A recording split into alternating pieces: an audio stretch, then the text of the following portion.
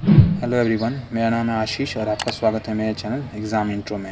आज हम बात करेंगे यूपी पीसीएल का टीजी2 का जो पेपर था उसके बारे में। हर एक शिफ्ट का नॉर्मलाइजेशन के बारे में बात करेंगे। आप खुद भी कैलकुलेट कर सकते हैं, वो मैं फार्मूला भी बताऊंगा आपको। उसके बाद हम देखेंगे कि वोटिंग जो हुआ था उसके बाद, और उसके बाद हम देखेंगे जो कि वोटिंग हुआ था बच्चों के द्वारा, उसके बारे में देखेंगे कि जो लगभग 5000 से ज़्यादा बच्चों ने वहाँ पे पार्टिसिपेट किया था और उन्होंने अपना वोट दिया था। सब कुछ देखेंगे इस वीडियो में। प्लीज़ बने रहिए। और मैंने बहुत मेहनत की है इस वीडियो के लिए, सो प्लीज़ प्लीज़ इस वीडियो को अगर पसंद आता है तो चैनल को सब्सक्राइब कीजिएगा, वीडियो को लाइक कीजिएगा और जितना हो सके प्लीज़ शेयर कीजिएगा। बहुत मेहनत लगी, आपको देख के ही पता लगेगा कि इतना मेहनत मैंने किया है इस वीडियो के लिए। और बहुत सारे मेल आए थे, उन सब मेल का आज सारे सॉल्यूशंस मैं प्रोवाइड करूँगा। प्लीज़ बने रहिए। सो देखिए, सबसे पहले इसमें जो टोटल नंबर ऑफ़ सीट्स थी वो 608 थी, जिसमें जनरल की 245, ओबीसी की 164, ईडब्ल्यूएस के लिए 60, एससी के लिए 127 और एसटी के लिए 12। देखिए, इसमें मैंने इस सीट इसलिए बताई है क्योंकि आगे जो आप देखेंगे वीडियोज़ में वो इसी सब चीज़ पे आधारित रहेगी। तो प्लीज़ देखते रहिए वीडियो को और समझिए सारी चीज़ों को, सारे सिनारियों को। देखिए, सबसे पहले देखते हैं कि इसमें जो आपका जो टोटल आपका जो एग्ज़ाम था वो 200 मार्क्स का पेपर था, ठीक है, जिसमें कि आपको बता दिया गया है यहाँ पे कि 150 क्वेश्चंस जो तकनीकी थे यानी टेक्निकल था, बाकी 15 क्वेश्चन और 20 क्वेश्चंस जो कि आपका अंग्रेजी, हिंदी और समान अध्ययन से रिलेटेड थे। तो टोटल 200 क्वेश्चंस थे, जिसमें कि आपको 33.5% मार्क्स लाने अनिवार्य हैं, ठीक है। और उसके बाद आप कट ऑफ क्लियर कर सकते हैं। कंप्यूटर का जो एग्ज़ाम था उसमें आपका 50 नंबर का पेपर था, ठीक है। एक और चीज़ में बोला गया है कि आपका 20 मार्क्स लाने अनिवार्य हैं और साथ ही साथ 1/4 मार्क्स नेगेटिव मार्किंग थी, ठीक है। तो आपको ये भी पता चलेगा कि आपके कंप्यूटर्स में मार्क्स कितने हैं, तो क्या हो सकता है, नॉर्मलाइजेशन में कितना इफेक्ट पड़ सकता है। सो प्लीज़ बने रहिएगा मेरे साथ। सो सबसे पहले देखते हैं कि आपका वोटिंग के बारे में। अगर हम वोट के बारे में बात करें, सॉरी ये ज़्यादा जूम नहीं हो पा रहा है, लेकिन देखिए, अगर हम यूपी पीसीएल का टीजी2 का 19 मार्च का फर्स्ट शिफ्ट के बारे में बात करें तो जो वोटिंग आया है कितने मार्क्स के बीच में बच्चों के हैं, तो उसमें देखिए जो वोटिंग है वो 120 से 130 के बीच में 19% मार्क्स हैं बच्चों के। जो 90 से 100 के बीच में 65% मार्क्स हैं बच्चों के। और जो 100 से 110 के बीच है 8% है। और 110 से 120 के बीच में 8% है, ठीक है। तो ये आपका 19 का फर्स्ट शिफ्ट का है। अब हम बात करते हैं कि 19 का सेकंड शिफ्ट का। तो 90 से 100 के बीच में 61% बच्चों के मार्क्स हैं। अगर 100 से 110 के बीच में 11% बच्चों के मार्क्स हैं। और 110 से 120 के बीच में 8% बच्चों के मार्क्स हैं। और जो 120 से 130 के बीच में है वो 20% बच्चों के मार्क्स हैं, ठीक है। तो ये आपका हो गया 19 का सेकंड शिफ्ट का। अब हम आते हैं 20 मार्च के फर्स्ट शिफ्ट के बारे में, ठीक है। तो फर्स्ट शिफ्ट में अगर देखें तो 90 से 100 के बीच में 66% बच्चों के मार्क्स हैं, 66। और 100 से 110 के बीच में 11% बच्चों के मार्क्स हैं। और जो 110 से 120 के बारे में बीच में बात करें तो 5% बच्चों के मार्क्स हैं। और 120 से 130 के बीच में आपके 17% बच्चों के मार्क्स हैं, ठीक है। सो प्लीज़ एक बार और मैं आपसे निवेदन करूंगा, प्लीज़ चैनल को सब्सक्राइब कीजिएगा, वीडियो को लाइक कीजिएगा। बहुत मेहनत लगी है, सो प्लीज़ मेहनत को आप सराहिए और हमारे फैमिली का हिस्सा बनिए, क्यों आगे कोई भी डाउट होती है तो फिर मैं वीडियो ला के उसको क्लियर कर दूंगा। सो प्लीज़ बने रहिए हमारे साथ। अब देखिए, जो यूपी पीसीएल का जो टीजी2 का जो 20 मार्च का सेकेंड शिफ्ट का पेपर हुआ था उसके बारे में देखते हैं। जो 90 मार्क्स से 100 मार्क्स के बीच जो था वो 61% बच्चों के मार्क्स हैं। और जो 100 से 110 नंबर के बीच हैं उसमें 12% बच्चों के मार्क्स हैं। और 110 से 120 के बीच हैं जो 6% बच्चों के मार्क्स हैं। और जो 120 से 130 हैं वो 20% बच्चों के मार्क्स हैं, ठीक है। अब हम बात करते हैं कि जब ये 2 शिफ्टें हो गई, अब देखिए 27 और 28 में मैं बात करूं तो उसमें लगभग दोनों पेपर का जो लेवल था वो सेम था, तो इसलिए मैं अलग अलग नहीं बात करेंगे, दोनों का साथ में ही बात करें, दोनों शिफ्टों का। सो प्लीज़, और जो मान लीजिए जो मैं बात कर रहा हूँ बिल्कुल टू द पॉइंट है, आपको बिल्कुल रिज़ल्ट के साथ दिखा रहा हूँ जो कि आपका सर्वे का आया है। सो प्लीज़ आप इस पर रिलाई कर सकते हैं और समझ सकते हैं इसको, ठीक है। देख के ही आपको लग रहा होगा कि हाँ इसमें एक्चुअल ये सब चीज़ें कंडक्ट की गई हैं, तो किस तरह से बच्चों के मार्क्स आ रहे हैं, ठीक है। और एक और चीज़, आजकल बच्चे कमेंट करते हैं कि रैंक आईक्यू पे चाहे यहाँ पे सर इतना जा रहा है उतना जा रहा है। देखिए, वहाँ पे बच्चे क्या करते हैं कि अपना मार्क्स को वो उस तरह से डालते हैं कि वो देख पाते हैं कि हाईएस्ट मार्क्स कितने गए हैं, कितने बच्चे उनसे आगे हैं। कुछ बच्चे वहाँ पे फॉल्स डिटेल्स भी डालते हैं। तो इस कंडीशन में क्या होता है, वहाँ पे आप एक्चुअल प्रिडिक्शन नहीं देख सकते हैं। लेकिन यहाँ पे जो मैं बता रहा हूँ ये बहुत सारी जगह, और कुछ मेरे फ्रेंड्स हैं जिनका हेल्प लिया है इस डेटा के लिए, उनको मैं धन्यवाद करूँगा कि हाँ उन्होंने मुझे हेल्प किया है और डेटा को इकट्ठा करने में और यहाँ पे पब्लिश करने में कि हाँ कैसे कैसे जो आपके शिफ्ट वाइज हैं स्कोर आ रहे हैं। सो प्लीज़ आप बने रहिए हमारे साथ और देखते रहिए। सो यूपी पीसीएल का अगर हम बात करें 27 मार्च का फर्स्ट सेकेंड जो शिफ्ट है उनका 100 से 110 के बीच में 55% बच्चों के मार्क्स आ रहे हैं। ठीक है, हाईएस्ट स्कोर हो रहा है 27 शिफ्ट में। ठीक है, याद रखिएगा इस चीज़ को क्योंकि आगे इसका यूज़ है। अब अगर बात करें कि 110 से 120 के बीच में तो 10% बच्चों के मार्क्स हो रहे हैं। ठीक है, अगर हम बात करें 120 से 130 की गैप में तो 9% बच्चों के नंबर आ रहे हैं। अगर हम बात करें 130 से 140 के बीच में तो 7% बच्चों के मार्क्स आ रहे हैं। तो देखिए आपको मैं एक चीज़ बता दूं कि इसमें जो आपको दिख रहा है जो कि आपको 27 मार्च के उसमें सबसे मैक्सिमम दिख रहा है और सबसे ज़्यादा आपके बच्चों के मार्क्स 100 से 110 के बीच में है, जो कि बाकी सब में 90 से 100 के बीच में आ रहे हैं। तो इसमें सबसे ज़्यादा आ रहे हैं। ठीक है, तो इस चीज़ को हम लोग ध्यान रखेंगे आगे कि इसका यूज़ होगा। 140 से 150 के बीच में बात करें तो 20% बच्चों के मार्क्स हैं। देखिए कितना मार्क्स गया है, कितना हाईएस्ट तक गया है उसमें।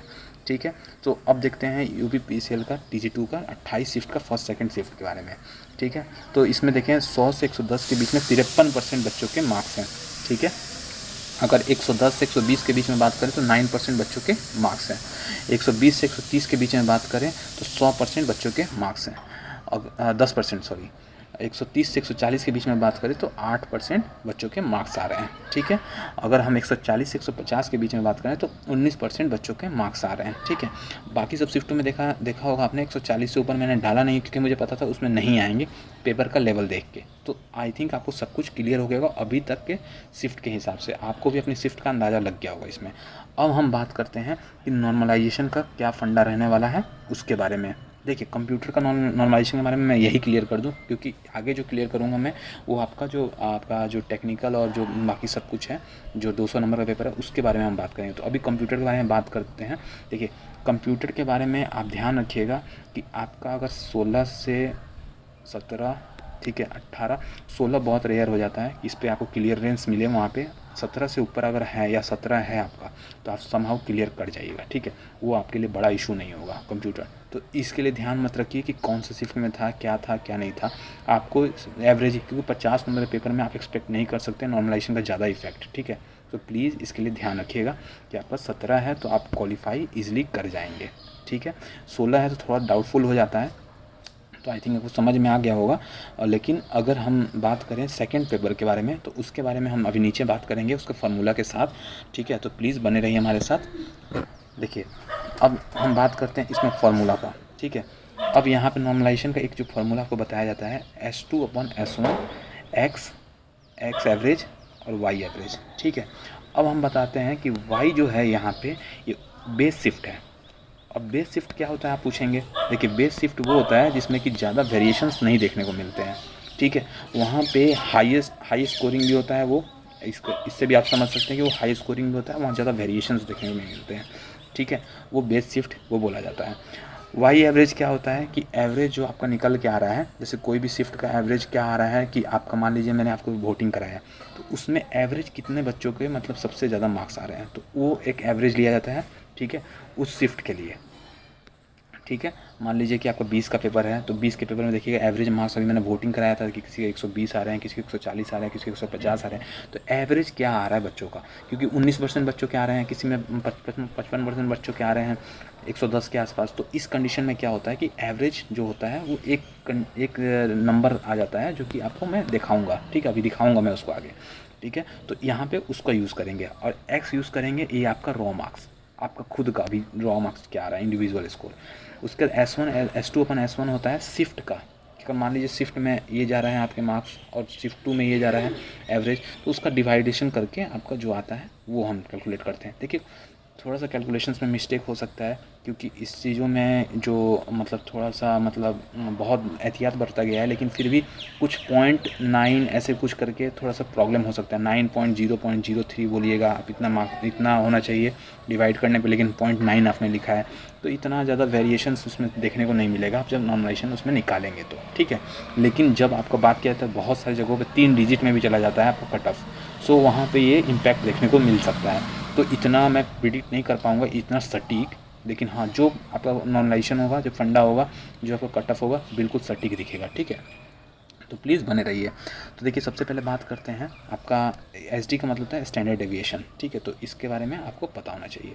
अगर हम बात करते हैं कि अगर 28 वालों के 119 मार्क्स जो है वो एवरेज आ रहा है, अगर हम 27 वालों की बात करें तो 121 एवरेज आ रहा है, अगर 20 वालों की बात करें तो 102 जा रहा है। ठीक है, और 20 वाला सेकंड शिफ्ट का और 20 वाले फर्स्ट शिफ्ट का बात करें तो 104 जा रहा है। वही हम बात करें तो 19 शिफ्ट का तो 105 जा रहा है। ठीक है, अगर हम बात करें सेकंड शिफ्ट का तो 105 जा रहा है, 19 फर्स्ट शिफ्ट का भी, तो 19 का 105 जा रहा है। ठीक है, और स्टैंडर्ड डेविएशन दे दिया है जो कि आपको निकालने में आसानी होगी। ठीक है, अब हम देखते हैं बेस शिफ्ट। बोला गया है कि अगर अकॉर्डिंग टू बेस शिफ्ट का, मैंने यहाँ पे डेफिनेशन भी डाल दिया है कि 27 मार्च को बेस शिफ्ट मैंने क्यों माना है, क्योंकि according to data maximum score, dates by हमने बेस शिफ्ट का फॉर्मूला यूज़ किया है, तो उसमें हमने वो लिया है कि 27 मार्च को, क्योंकि मैक्सिमम स्कोर 121 जा रहा है। ठीक है, तो ये आपको क्लियर हो गया होगा। अब हम देखते हैं कि 19 मार्च के लिए हम लोग कैलकुलेट करते हैं नॉर्मलाइज स्कोर। आप खुद कैलकुलेट कर सकते हैं, इसलिए मैंने ज़्यादा कैलकुलेशंस दिखाया नहीं है यहाँ पे। अगर मान लीजिए आपका यहाँ पे S2/S1 आ गया 1.15, यहाँ पे अपना रॉ मार्क्स डालना है आपको। 103 आपके शिफ्ट का एवरेज स्कोर है और 121 जो है बेस शिफ्ट का स्कोर हो गया। ठीक है, अपना रॉ मार्क्स डालिएगा, आपका नॉर्मलाइजेशन से नॉर्मलाइज स्कोर निकल जाएगा वहाँ पर। वही अगर हम फॉर्मूला यूज़ करें 20 मार्च के लिए तो वहाँ पे 1.08, अगर हम रॉ मार्क्स यहाँ पे और यहाँ पे 102 जो कि आपका शिफ्ट का एवरेज मार्क्स है। ठीक है, 20 मार्च के, और 121 से प्लस कर देंगे तो आपका नॉर्मलाइज स्कोर आ जाएगा। अगर हम बात करें कि आपका 20 मार्च का सेकंड शिफ्ट का था, फर्स्ट शिफ्ट के बारे में बात करें तो 1.0.5 bracket raw marks minus 104 bracket close plus 121। ठीक है, इससे आपको नॉर्मलाइजेशन स्कोर पता चल जाएगा 20 मार्च का फर्स्ट शिफ्ट का। ठीक है, अब हम बात करते हैं कि आपका 28 मार्च का जो फर्स्ट और सेकंड शिफ्ट है इक्विवेलेंट था, तो उसके बारे में बात करेंगे।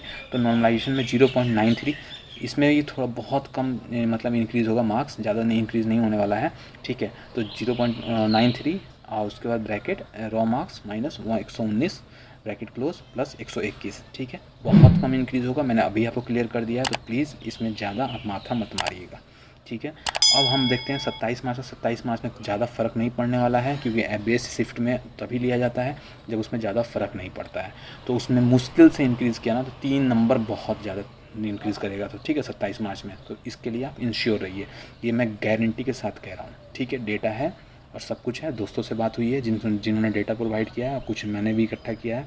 सो मुझे पता है कि उसमें फ़र्क नहीं पड़ने वाला है 27 मार्च के पेपर में। ठीक है, सम हम आपको क्लियर हो गया होगा, आपको देख के लग रहा होगा मैंने मेहनत कितनी की है। तो प्लीज़ वीडियो को लाइक कीजिएगा, चैनल को सब्सक्राइब कीजिएगा और जितना हो सके उतना शेयर कीजिएगा प्लीज़, मुझे हाथ जोड़ के निवेदन है आपसे।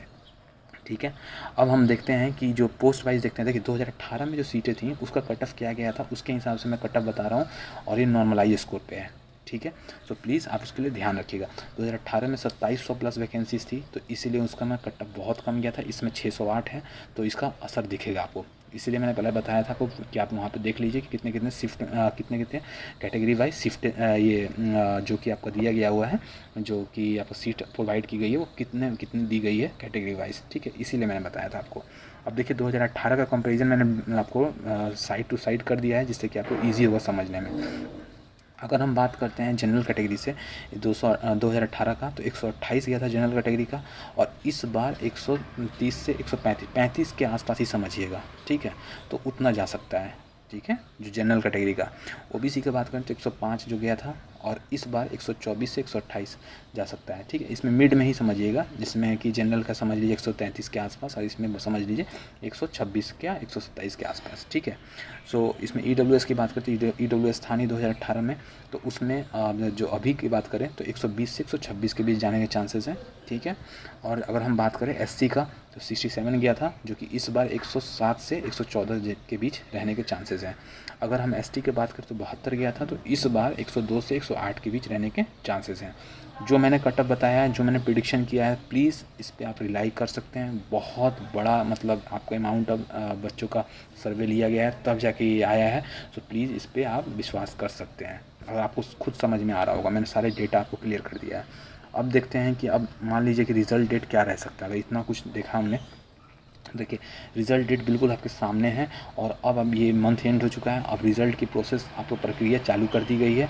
तो आई थिंक आपका रिज़ल्ट जो है वो जून में पब्लिश हो जाना चाहिए। ठीक है, ये मैंने आपको एक एक्सपेक्टेड डेट बताया है कि मंथ बताया है जून, लेकिन जून में कब तक अगर हमसे पूछा जाएगा तो ये जून में 20 तारीख के आसपास या आपको 15 तारीख के आसपास उसके बीच में ये आना चाहिए रिज़ल्ट, मतलब ऐसा एक्सपेक्टेड है।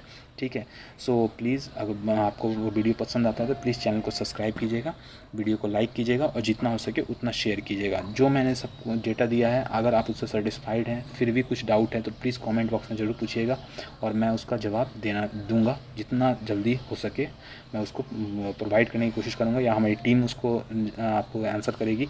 सो प्लीज़ हमारा वीडियो से अगर आप प्रभावित होते हैं तो चैनल को सब्सक्राइब जरूर कीजिएगा और बेल बटन को दबाना मत भूलिएगा। और एक और चीज़, टेलीग्राम चैनल को ज्वाइन कर जरूर कीजिएगा क्योंकि टेलीग्राम चैनल पे आपको आने वाले समय में जितने भी नोटिफिकेशन होते हैं छोटे छोटे पोस्टों के या किसी भी स्टेट के वो आपको वहाँ देखने को मिलेंगे। और कोई भी आपको टॉपिक का वहाँ पे PDF चाहिए, चाहे पॉलिटी हो चाहे हिस्ट्री हो, किसी चीज़ का भी तो वहाँ प्रोवाइड कर दिया जाता है। तो प्लीज़ वहाँ पे ज़रूर ज्वाइन कीजिएगा और हमारे जो टेलीग्राम चैनल है वहाँ पे आपको सारी चीज़ें प्रोवाइड की हुई मिल जाएंगी। सो आई होप कि आपको वीडियो पसंद आया होगा। मिलते हैं नेक्स्ट वीडियो में, आज के लिए इतना ही। Thank you, have a nice day.